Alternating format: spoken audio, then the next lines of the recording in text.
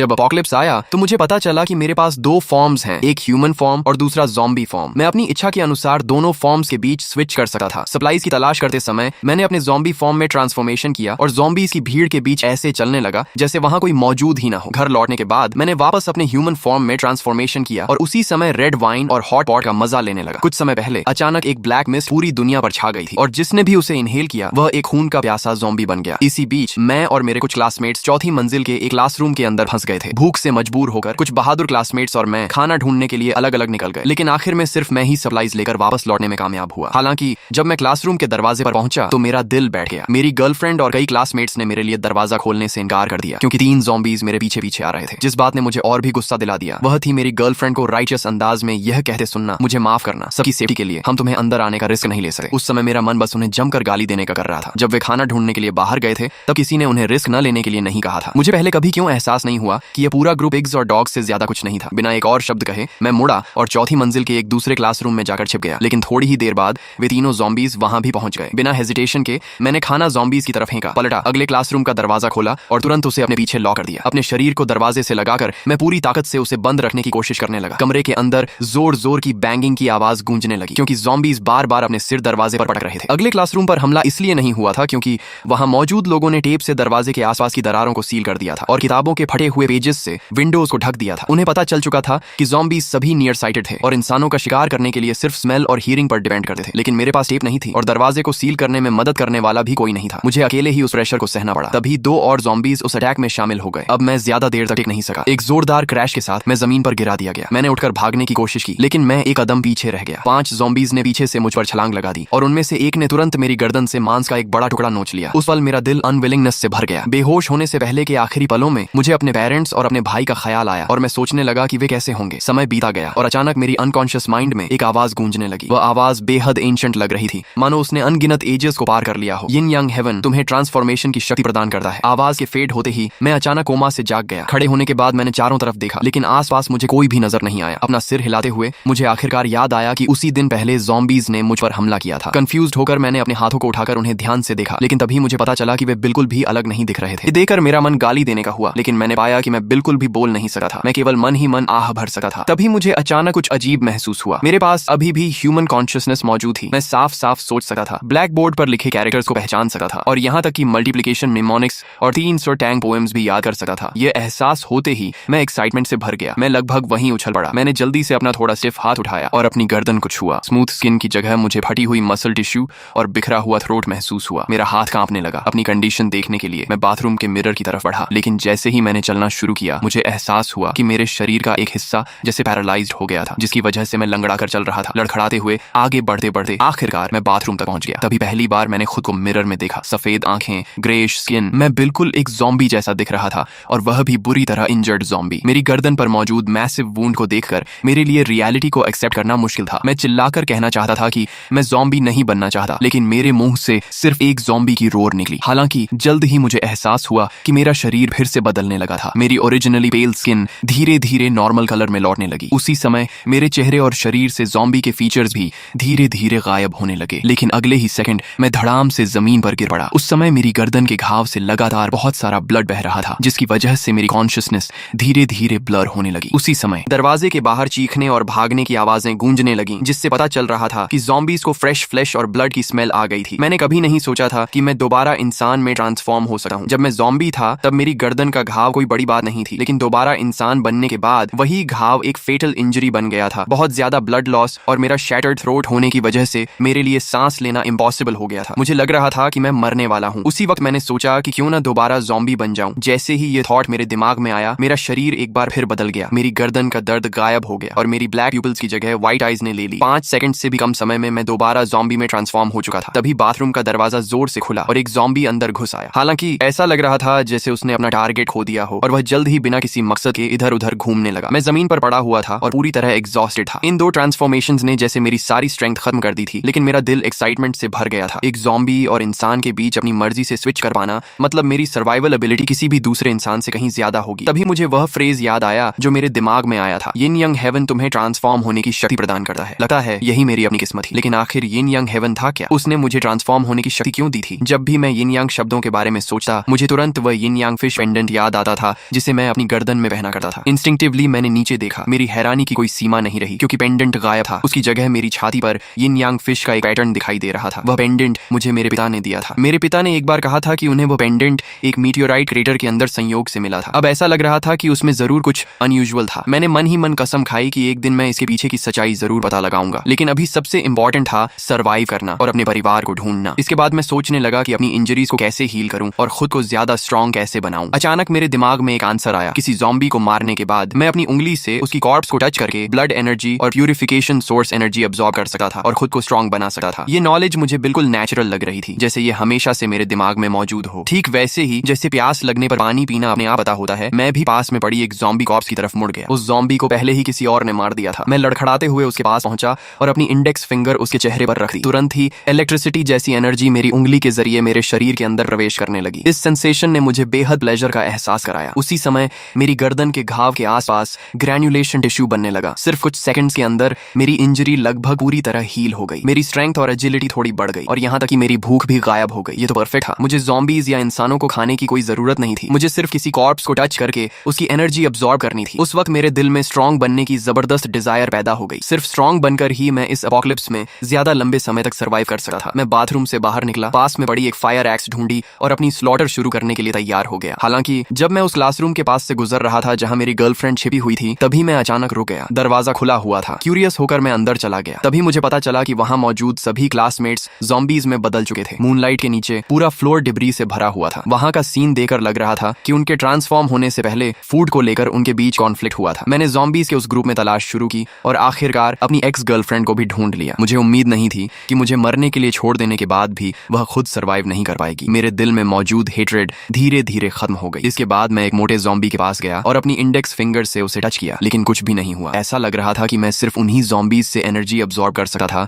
जिन्हें मैंने खुद मारा हो। ये समझने के बाद मैं चुपचाप उस मोटे ज़ॉम्बी के पीछे पहुंचा और फायर एक्स को उसके सिर के पीछे पूरी ताकत से दे मारा। वह ज़ॉम्बी जमीन पर गिर पड़ा। मैंने तुरंत अपनी इंडेक्स फिंगर आगे बढ़ाई और दोबारा कोशिश की। वही फेमिलियर प्लेजर की लहर मेरे शरीर में दौड़ गई। मेरी गर्दन के घाव के ऊपर दिखाई देने वाले फ्लैश बर्ड्स तेजी से ग्रो होने लगे। कुछ ही पलों में मेरी इंजरी पूरी तरह हील हो गई और अपनी ओरिजिनल स्टेट में वापस आ गई। इसके बाद मैंने क्लासरूम में मौजूद सभी ज़ॉम्बीज को खत्म कर दिया और उनकी ब्लड एनर्जी और सोर्स एनर्जी अब्सॉर्ब कर ली। उसके बाद मैंने अपनी एक्स उठाई और पूरी मंजिल को स्वीप करना शुरू कर दिया। मैं ज़ॉम्बीज को स्लॉटर करते हुए उसी समय उनकी एनर्जी भी अब्सॉर्ब करता जा रहा था। हालांकि मैं पूरी तरह एग्जॉस्टेड महसूस कर रहा था, फिर भी मैं आगे बढ़ता रहा। कुछ ही समय में मैंने पूरी चौथी मंजिल को क्लियर कर दिया और यहाँ तक कि खुद को भी साफ कर लिया। अगर उस वक्त कोई मुझे देखा तो वह मुझे ज़ॉम्बी से कभी एसोसिएट नहीं करता। इसके बाद मैं तीसरी मंजिल पर गया और उसी डेडली कॉम्बिनेशन को दोहराना शुरू कर दिया, जिसमें ज़ॉम्बीज को स्लैश करना और उनकी एनर्जी ड्रेन करना शामिल था। जब तक पूरी सुबह बीत चुकी थी तब तक मैंने टीचिंग बिल्डिंग के सभी ज़ॉम्बीज को क्लियर कर दिया था। कुल मिलाकर मैंने अब्सॉर्ब किया 229 ज़ॉम्बीज की एनर्जी अब्सॉर्ब की थी। इसके परिणाम स्वरूप मेरी स्ट्रेंथ और स्पीड दोनों दोगुनी हो गई थी। हालांकि अब ज़ॉम्बी में ट्रांसफॉर्म होना मेरे लिए खतरनाक नहीं रह गया था, फिर भी मुझे ज्यादा देर तक उस फॉर्म में रहने को लेकर बेचैनी महसूस होती थी। इसी वजह से मैंने तुरंत एक सेफ प्लेस ढूंढने का फैसला किया जहां मैं वापस अपने ह्यूमन फॉर्म में आकर आराम कर सकूं। आखिरकार मैं पहली मंजिल पर मौजूद सुपरमार्केट में पहुंच गया। अंदर मिली टेप का इस्तेमाल करके मैंने डोर्स के आसपास मौजूद हर गैप को सावधानी से सील कर दिया। फिर मैंने कई एक्स्ट्रा करिकुलर एक्सरसाइज बुक्स के पेजेस फाड़े और उनका इस्तेमाल डोर्स और विंडोज को ढकने के लिए किया। सब कुछ तैयार हो जाने के बाद मैंने तुरंत अपना ध्यान केंद्रित किया। कुछ ही सेकंड्स के अंदर मेरा पूरा शरीर बदलने लगा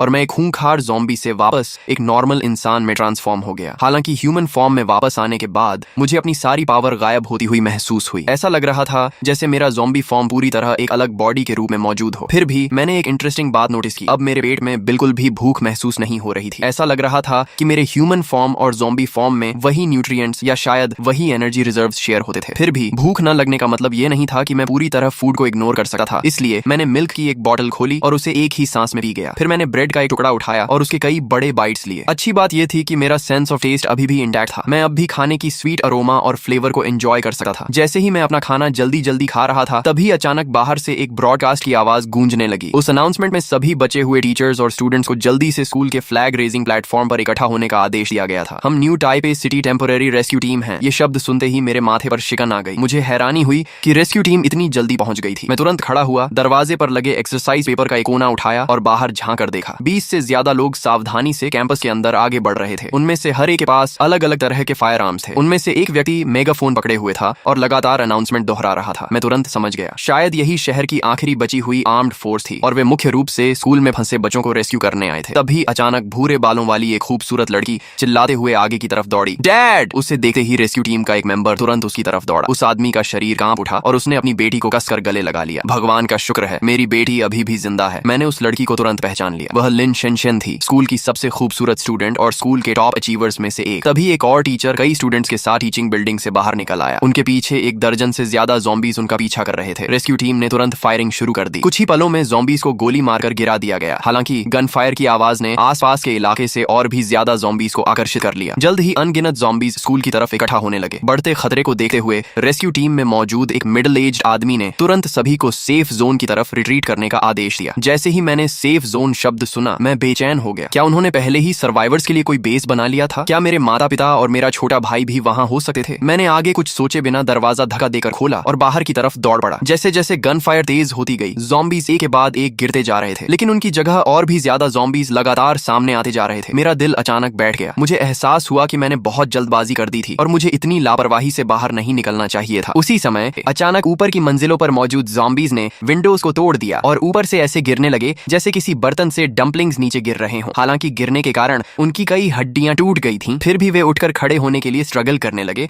और तुरंत आसपास मौजूद इंसानों पर हमला करने लगे। मेरी किस्मत खराब थी। ऊपर से गिरने वाले ग्लास का एक टुकड़ा मेरे आर्म को काटते हुए निकल गया। लिन शेनशेन की हालत तो और भी खराब थी। ग्लास का एक बड़ा टुकड़ा उसके राइट फुट में घुस गया, जिसकी वजह से वह जमीन पर गिर पड़ी और हिल भी नहीं पा रही थी। लेकिन सबसे बदकिस्मत लिन शेनशेन के पिता थे, क्योंकि एक रोलिंग ज़ॉम्बी ने उनके एंकल पर अपने दांत गड़ा दिए। बाइट मार्क देखते ही उनके चेहरे का एक्सप्रेशन डार्क हो गया। बिना किसी हिचकिचाहट के उन्होंने अपनी गन के बट से उस ज़ॉम्बी का सिर फोड़ दिया। इसके बाद उन्होंने तुरंत एक डिसीजन लिया। उन्होंने अपनी राइफल लिन शेनशेन की तरफ फेंक दी। उसी समय उन्होंने अपनी पिस्टल मेरी तरफ उछाल दी। लिन शेनशेन के पिता ने मुझे अपनी बेटी को लेकर जल्दी से वहां से निकलने के लिए कहा, जबकि वह खुद पीछे रुककर हमारी रिट्रीट को कवर करने वाला था। लेकिन इससे पहले कि वह अपनी बात पूरी कर पाता, एक ज़ॉम्बी ने अचानक उसे जमीन पर गिरा दिया और उसकी गर्दन में अपने दांत गड़ा दिए। अपनी बेटी की तरफ देखते हुए उसकी आंखों में गहरी अनविलिंगनेस दिखाई दे रही थी। वह बहुत कुछ कहना चाहता था, लेकिन उसके मुंह से एक भी शब्द नहीं निकला। उसके खुले मुंह से सिर्फ खून बह रहा था। ये देखकर लिन शेनशेन पूरी तरह टूट गई और फूट फूट कर रोने लगी। उसी वक्त मुझे एक बात समझ आई। ह्यूमन फॉर्म में बिटन होने का मतलब निश्चित मौत था। मैंने अपने हाथ में पिस्टल को कसकर पकड़ लिया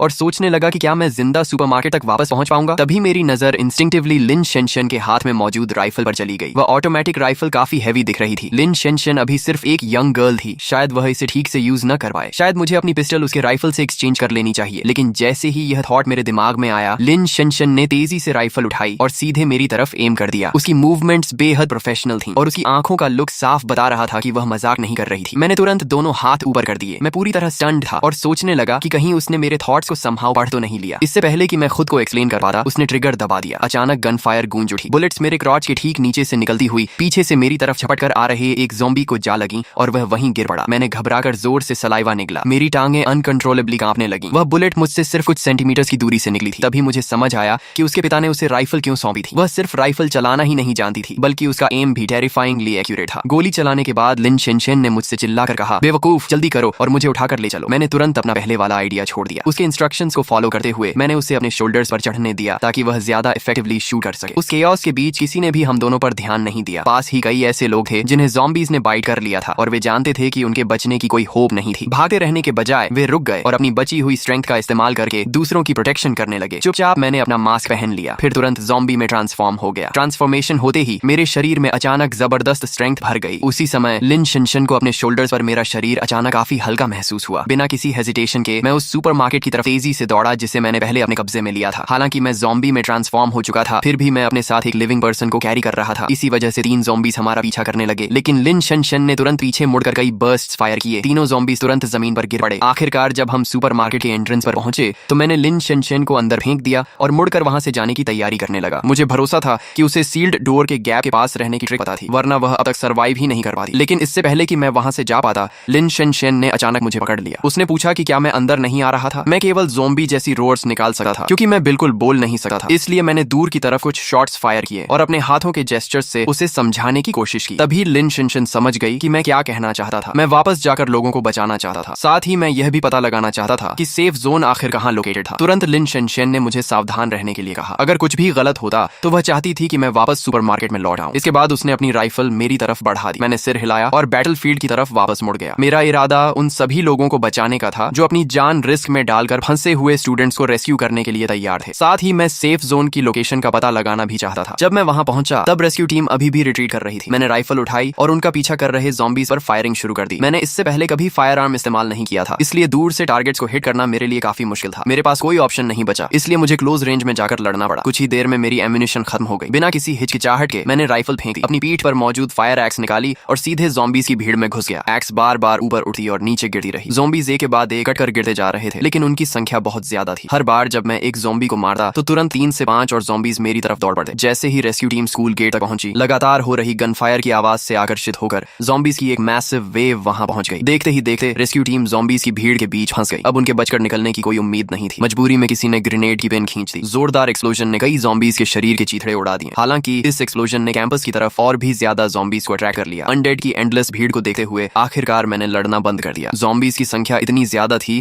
कि उनसे निपटना इम्पॉसिबल था। मैं पीछे हटकर टीचिंग बिल्डिंग के अंदर चला गया और खुद को छिपा लिया। जहां तक सुपरमार्केट की बात ही, मैंने फिलहाल वहां वापस न जाने का फैसला किया। वहां फूड, वाटर, आयोडाइन, गॉज और कई तरह की मेडिकल सप्लाईज मौजूद थी। लिन शेंशन को वहां छोड़ना सबसे सेफ ऑप्शन था। बाहर जमीन पर 100 से ज्यादा ज़ॉम्बी कॉर्प्सेस बिखरी हुई थी। मैंने अभी तक उनमें से किसी की एनर्जी अब्सॉर्ब नहीं की थी। दिन के समय ऐसा करना बहुत डेंजरस था। दूसरे सर्वाइवर्स मुझे देख सकते थे। मैंने तब तक वेट करने का फैसला किया। रात होने तक इंतजार करने के बाद ही मैं उनकी एनर्जी अब्सॉर्ब करूंगा। मुझे कोई जल्दबाजी करने की जरूरत नहीं थी। आखिर मेरे अलावा डेड ज़ॉम्बीज़ के ढेर में और किसकी इंटरेस्ट होगी। मैं जानता था कि मुझे अपनी एबिलिटीज का सीक्रेट बनाए रखना होगा। बेहतर होगा कि मेरे पेरेंट्स को भी कभी इस सच्चाई का पता न चले। अपने परिवार का ख्याल आते ही मैं तुरंत एंग्शियस हो गया। मैं स्कूल के बैक गेट की तरफ बढ़ा ताकि वहां से बाहर निकल सकूं, लेकिन ज्यादा दूर जाने से पहले मेरी नजर पास में घूम रहे बुजुर्ग गेटकीपर पर पड़ी, जो अब एक ज़ॉम्बी बन चुका था। यह देखकर मैंने बिना किसी हिचकिचाहट के अपनी एक्स घुमा दी। उस बूढ़े आदमी को मारने और उसकी एनर्जी अब्सॉर्ब करने के बाद मैं बैक गेट से बाहर निकला और तेजी से अपने घर की तरफ दौड़ पड़ा। रेजिडेंशियल कम्युनिटी के पास पहुंचते ही मेरे दिमाग में अचानक एक थॉट आया। अगर मेरा परिवार अभी भी जिंदा था और घर पर ही रह रहा था तो 3 दिनों के बाद उनका जमा किया हुआ ज्यादातर फूड खत्म हो चुका होगा। इसी वजह से मैंने अपना रास्ता बदल लिया और कम्युनिटी के एंट्रेंस के पास मौजूद पेंग सिलाई सुपरमार्केट में घुस गया। अंदर का पूरा सीन अस्त व्यस्त था। हर तरफ फ्लोर पर फूड बिखरा हुआ था। कैशियर्स और कस्टमर्स सभी ज़ॉम्बीज़ में बदल चुके थे और आइल्स के बीच बिना किसी मकसद के घूम रहे थे। दूसरे सर्वाइवर्स के लिए यह जगह एक फॉरबिडन हिडन जोन थी। इसे हाइडिंग प्लेस के तौर पर इस्तेमाल करना तो दूर, यहाँ सप्लाईज की तलाश करना भी बहुत डेंजरस था। लेकिन मेरे लिए यह किसी अबैंडन ट्रेजर ट्रोव से कम नहीं था। शॉपिंग कार्ट को धकेलते हुए मैंने कॉन्फिडेंस के साथ हर तरह के सप्लाईज चुनने शुरू कर दिए। जब भी कोई ज़ॉम्बी मेरा रास्ता रोकता, मैं बस अपना हाथ बढ़ाकर उसे एक तरफ धकेल देता। कुछ ही देर में मैं बड़ी मात्रा में फूड लेकर सुपरमार्केट से बाहर निकल आया। इसके बाद मैं रेजिडेंशियल कम्युनिटी में दाखिल हुआ और जल्द ही अपने अपार्टमेंट बिल्डिंग के एंट्रेंस पर पहुंच गया। उस वक्त मेरा दिल एंग्जाइटी से जोर जोर से धड़क रहा था। मैं बस यही उम्मीद कर रहा था कि मेरा परिवार सेफ हो। हालांकि जैसे ही अपार्टमेंट का दरवाजा खुला, मैं लगभग सीधे एक ज़ॉम्बी से टकरा गया। क्या वह पहली मंजिल पर रहने वाले मेरे सेकंड अंकल नहीं थे? बिना किसी हिचकिचाहट के मैंने अपना हाथ घुमाया। ज़ॉम्बी साफ तौर पर 2 टुकड़ों में कट गया। इस समय तक मेरी स्ट्रेंथ और स्पीड लगभग 4 एडल्ट्स की कंबाइंड पावर के बराबर हो चुकी थी। उसकी एनर्जी अब्सॉर्ब करने के बाद मैं सीढ़ियों से ऊपर चढ़ता रहा। लगभग हर फ्लोर पर ज़ॉम्बीज़ मौजूद थे। ऊपर जाते समय मैं उन्हें एक के बाद एक मारता गया। आखिरकार मैं 6th फ्लोर पर पहुंच गया। जैसे ही मेरी नजर अपने घर के सिक्योरिटी डोर पर पड़ी, मेरा शरीर अनकंट्रोलेबली कांपने लगा। हॉलवे में इतने सारे ज़ॉम्बीज़ मौजूद थे, इसका सिर्फ एक ही मतलब हो सकता था। या तो मेरा परिवार कभी वापस ही नहीं आया था, या फिर वे अपार्टमेंट से बाहर ही नहीं निकले थे। मैंने अपना मास्क उतारा और वापस ह्यूमन फॉर्म में ट्रांसफॉर्म हो गया। फिर मैंने अपनी की निकाली और दरवाजा अनलॉक करने की कोशिश की। मेरी हैरानी की कोई सीमा नहीं रही, क्योंकि दरवाजा अंदर से लॉक था। मेरी हार्ट बीट तुरंत तेज हो गई। मैंने धीरे से 2 बार दरवाजा नॉक किया। अंदर से कोई रिस्पॉन्स नहीं आया। अगर अपार्टमेंट के अंदर ज़ॉम्बीज़ होते तो आवाज सुनते ही वे दरवाजे से टकराने लगे। कोई रिस्पॉन्स न मिलने का कम से कम एक मतलब था, अंदर कोई ज़ॉम्बी नहीं था। एक गहरी सांस लेते हुए मैंने आवाज लगाई, डैड, मॉम, शॉफे, मैं हूँ, मैं वापस आ गया हूँ। थोड़ी देर बाद लॉक खुलने की आवाज आई। दरवाजा खुला और एक टीनेज बॉय बाहर की तरफ दौड़ता हुआ आया। वह मेरा छोटा भाई लिन फेई था। हालांकि लिन फेई मुझसे 2 साल छोटा था, लेकिन वह मुझसे आधा सिर लंबा और काफी ज्यादा मजबूत था। शायद इसलिए क्योंकि वह एक एथलीट था। उसके तुरंत बाद मेरे पेरेंट्स लिंदा लेई और वांग फंग भी जल्दी से बाहर आ गए। दोनों के चेहरे पर एंग्जाइटी और चिंता साफ दिखाई दे रही थी। उन्होंने तुरंत मुझसे पूछा कि पिछले कुछ दिनों से मैं कहाँ था और मैं वापस कैसे लौट आया। मैंने कामली वही एक्सक्यूज इस्तेमाल किया जो मैंने पहले से तैयार करके रखा था। मैंने उन्हें बताया कि मैं स्कूल के सुपरमार्केट के अंदर फंस गया था और ज़ॉम्बीज़ से सावधानी पूर्वक बचते हुए किसी तरह वहां से निकल पाया। लिन फेई से मुझे पता चला कि मेरा परिवार पहले ही 2 दिनों से भूखा था। अपने पेरेंट्स के पतले हो चुके चेहरों को देखकर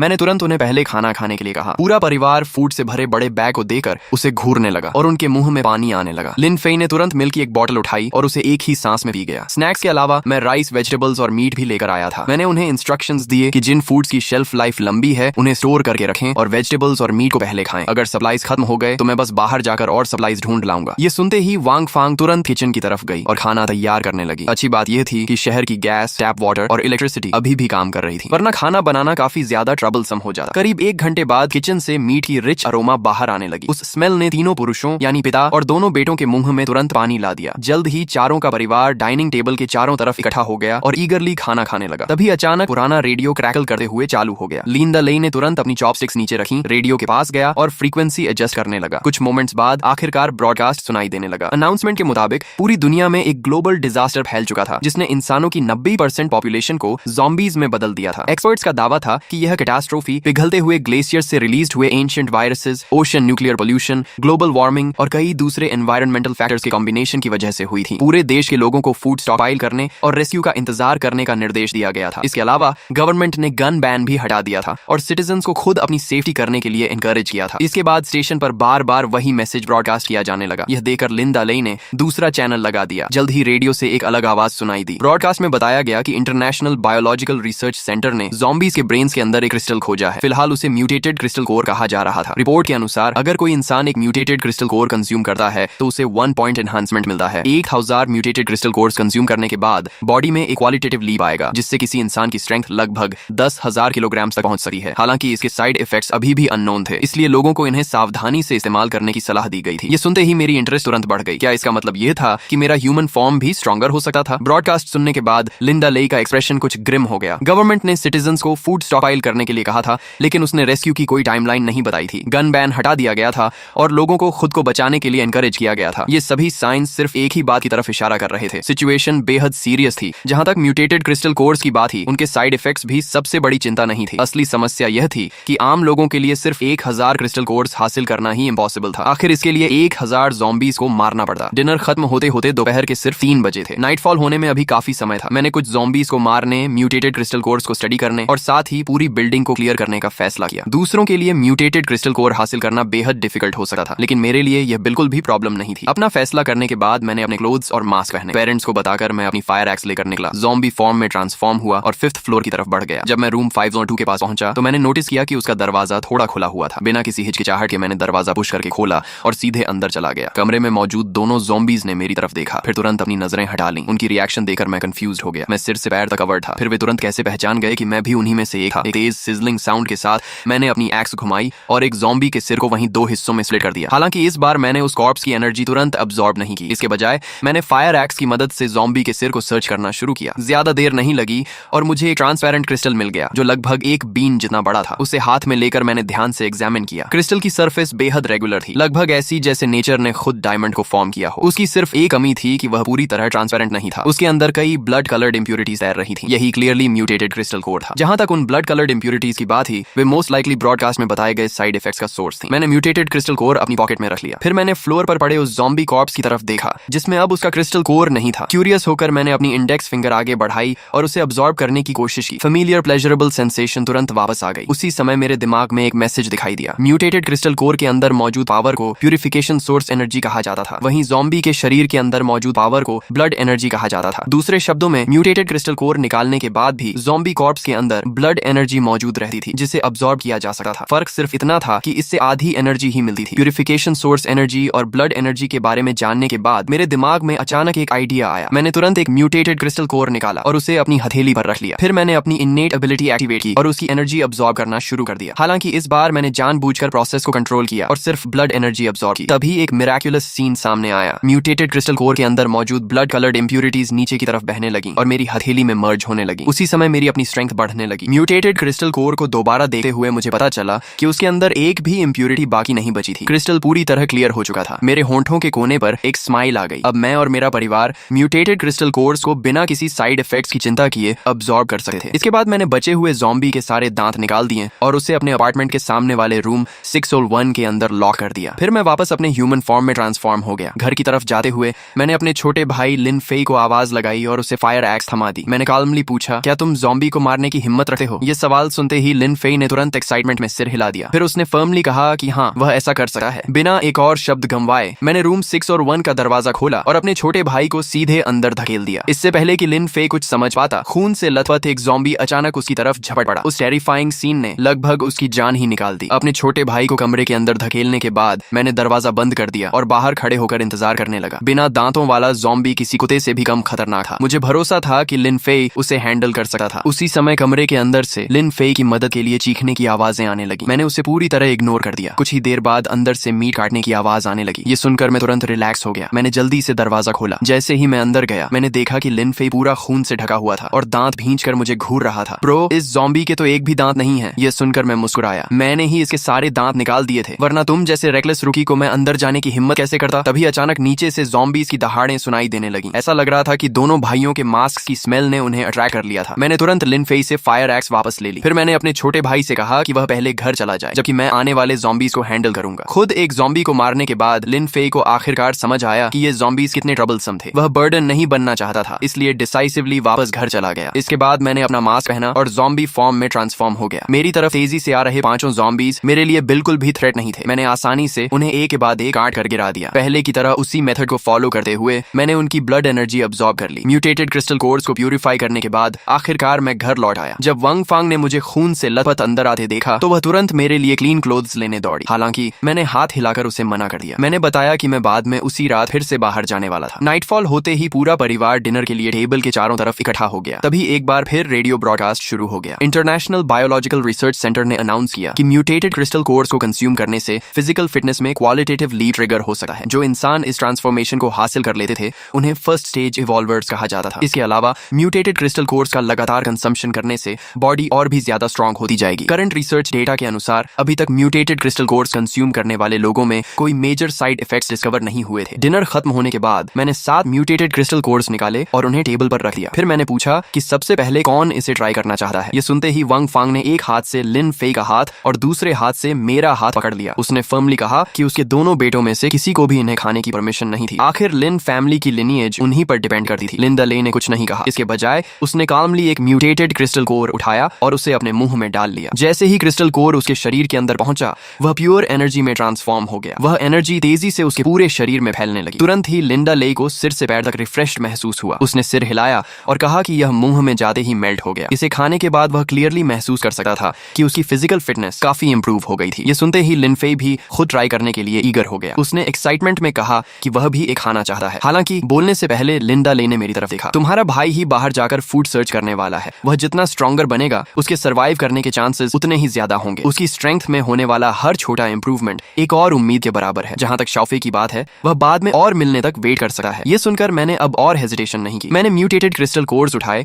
और उन्हें एक के बाद एक ऐसे अपने मुंह में डालने लगा जैसे पीनट्स खा रहा हूँ। जैसा एक्सपेक्टेड था वे तुरंत मेल्ट हो गए। उन्हें कंज्यूम करने के बाद मुझे सच में रिफ्रेश महसूस हुआ। हालांकि इफेक्ट उतना ड्रामेटिक नहीं था जितना मेरे पिता ने बताया था। मेरी स्ट्रेंथ जरूर थोड़ी बढ़ी थी। मेरे एस्टिमेशन के मुताबिक हर क्रिस्टल कोर ने मेरी स्ट्रेंथ में लगभग 3 से 5 जिन का इंक्रीज किया था। उन्हें खत्म करने के बाद मैंने अपनी फायर एक्स उठाई और बाहर निकलने की तैयारी की। ओरिजिनली मेरा प्लान पूरी तरह स्कूल तक दौड़कर जाने का था, लेकिन सोचने के बाद मुझे लगा कि यह बहुत स्लो होगा, इसलिए मैंने एक बाइसिकल ढूंढ ली। शुरुआत में मेरी मूवमेंट्स थोड़ी स्टिफ और ऑकवर्ड थी। हालांकि जितना ज्यादा मैं बाइसिकल चलाता गया मेरी मूवमेंट्स उतनी ही स्मूथ होती गई। जल्द ही मैं इंप्रेसिव स्पीड से चलने लगा। मुझे अचानक यह सिचुएशन काफी अम्यूजिंग लगी। शायद पूरी दुनिया में मैं ही एक ऐसा ज़ॉम्बी था जो बाइसिकल चला सकता था। असल में अगर मेरा गोल सिर्फ ज़ॉम्बीज का शिकार करना और क्रिस्टल कोर्स कलेक्ट करना होता तो मैं सिटी में कहीं भी यह कर सकता था। मुझे स्पेसिफिकली स्कूल वापस जाने की जरूरत नहीं थी, लेकिन स्कूल अलग था। पहले रेस्क्यू टीम और 100 से ज्यादा ज़ॉम्बीज वहां हुई मैसिव बैटल के दौरान मारे गए थे। अगर मैं वापस जाता तो एक साथ उन सभी की एनर्जी अब्सॉर्ब कर सकता था और अपना बहुत सारा टाइम बचा सकता था। साथ ही मैं अपने परिवार की सेल्फ डिफेंस के लिए वेपन्स भी हासिल करना चाहता था। आखिर रेस्क्यू टीम अपने पीछे बड़ी संख्या में फायर आर्म्स और एम्यूनिशन छोड़ गई थी। आधे घंटे बाद मैं शाओचेंग नोबुवन हाई स्कूल पहुंच गया। उस वक्त पूरा कैंपस ज़ॉम्बीज से भरा हुआ था। मैं ज़ॉम्बीज से पूरी तरह घिरा हुआ था। यह नजारा बेहद टेरिफाइंग था। सबसे पहले मैं सुपरमार्केट की तरफ गया और यह देखकर रिलीव्ड हुआ कि उसका एंट्रेंस अभी भी पूरी तरह इंटैक्ट था। यह देखकर आखिरकार मुझे राहत मिली। कैंपस को घेर कर इतने सारे ज़ॉम्बीज मौजूद थे कि मैं लिन शनशन को एक लिविंग पर्सन के रूप में सेफली बाहर नहीं ले जा सकता था। इसके बजाय उसे सुपरमार्केट के अंदर छोड़ना ही सबसे सेफ चॉइस था। वहां प्लेंटी ऑफ फूड और वाटर मौजूद था, इसीलिए फिलहाल उसके सर्वाइवल को लेकर कोई चिंता नहीं थी। सब कुछ ठीक होने की कंफर्मेशन के बाद मैं उस जगह की तरफ बढ़ा जहां पहले रेस्क्यू टीम ने ज़ॉम्बीज के साथ बैटल की थी। वहां पहुंचकर मैंने एक एक करके ज़ॉम्बी कॉर्प्सेस की एनर्जी अब्सॉर्ब करना शुरू कर दिया। हालांकि इस बार मैंने म्यूटेटेड क्रिस्टल कोर्स निकालने की जहमत नहीं उठाई। इसके बजाय मैंने उन्हें ब्लड एनर्जी के साथ ही अब्सॉर्ब कर लिया। आखिर क्रिस्टल कोर्स निकालने में बहुत ज्यादा टाइम लग रहा था। मेरा करंट गोल पहले अपने ज़ॉम्बी फॉर्म को एक कंप्लीट एवोल्यूशन करवाना था। अंदर से मुझे एक स्ट्रॉन्ग फीलिंग हो रही थी जैसे ही मैं पर्याप्त प्यूरिफिकेशन सोर्स एनर्जी और ब्लड एनर्जी अब्सॉर्ब कर लूंगा मेरा ज़ॉम्बी फॉर्म एक क्वालिटेटिव ट्रांसफॉर्मेशन से गुजरेगा। इंसानों की तरह ही मैं भी एनर्जी अब्सॉर्ब करके इवॉल्व कर सकता था। 100 से ज्यादा ज़ॉम्बी कॉर्प्सेस अब्सॉर्ब करने के बाद मैंने अपनी पीठ पर बंधी फायर एक्स निकाली और अपना ध्यान उन लिविंग ज़ॉम्बीज की तरफ कर लिया। जल्द ही पूरा कैंपस स्कल्स के टूटने की लगातार आवाजों से गूंजने लगा। एक के बाद एक ज़ॉम्बी मेरी एक्स के नीचे गिरता गया। समय तेजी से बीता गया। सुबह करीब 4 या 5 बजे तक जब मैंने अपना 1000वां ज़ॉम्बी अब्सॉर्ब कर लिया। तभी कुछ अनएक्सपेक्टेड हुआ। मेरा पहले से नम ज़ॉम्बी बॉडी अचानक इंटेंस पेन से भर उठा। दर्द इतना सीवियर था कि मैं जमीन पर गिर पड़ा और अनकंट्रोलेबली हाउल्स करने लगा। ऐसा महसूस हो रहा था जैसे मेरे शरीर का हर सेल टूटकर पूरी तरह से फिर से रीऑर्गेनाइज हो रहा हो। दर्द इतना इंटेंस था कि उसे सहना लगभग इम्पॉसिबल था। करीब 5 मिनट्स बाद आखिरकार वह हार्ट रेंचिंग एगनी धीरे धीरे कम होने लगी। मैं धीरे धीरे खड़ा हुआ। जैसे ही मैं खड़ा हुआ मुझे ऐसा लगा जैसे पूरी दुनिया ही बदल गई हो। मेरी सेंसेस अनबिलीवेबली शार्प हो चुकी थी। पिछले दिन रेस्क्यू टीम की बैटल के बाद हवा में बची हुई गन पाउडर की फेंट स्मेल भी सीधे मेरी नाक तक पहुंच रही थी। जब मैंने दूर मौजूद टीचिंग बिल्डिंग की तरफ देखा तो मैं वहां एक गेको को भी क्लियरली देख सकता था। यहाँ तक कि रेस्टरूम के अंदर पानी टपकने की आवाज भी मेरे कानों तक बिल्कुल क्लियर पहुंच रही थी। उस वक्त मुझे अपने शरीर के हर हिस्से में एक एक्सप्लोसिव पावर दौड़ती हुई महसूस हुई। खुद को रोक न पाने के कारण मैंने अचानक जंप किया। मेरा शरीर कैनन बॉल की तरह हवा में उछला और सीधे सामने वाली टीचिंग बिल्डिंग की तीसरी मंजिल की वॉल से जा टकराया। मेरी शार्प फिंगर्स कंक्रीट वॉल के अंदर गहराई तक धंस गई। फिर मैं तेजी से ऊपर चढ़ने लगा। कुछ ही मोमेंट्स में मैंने पूरी बिल्डिंग को क्लाइम कर लिया और रूफ टॉप पर पहुंच गया। वहां खड़े होकर मैं दूर धीरे धीरे उगते हुए सूरज को शांत होकर देखने लगा। किसी वजह से वह नजारा मेरे अंदर एंडलेस एनर्जी भर रहा था। अगले ही पल मैं सीधे रूफ टॉप से नीचे कूद गया। मेरा शरीर जोरदार तरीके से नीचे जमीन से टकराया। इंपैक्ट के कारण जमीन में एक मैसिव क्रेटर बन गया। उस जबरदस्त आवाज ने तुरंत आसपास मौजूद ज़ॉम्बीज़ की एक बड़ी हॉर्ड को अट्रैक्ट कर लिया। लेकिन मैं बस क्रेटर के बीच खड़ा रहा और अपने इवॉल्व्ड बॉडी के अंदर बह रही ओवरवेलमिंग पावर को महसूस करता रहा।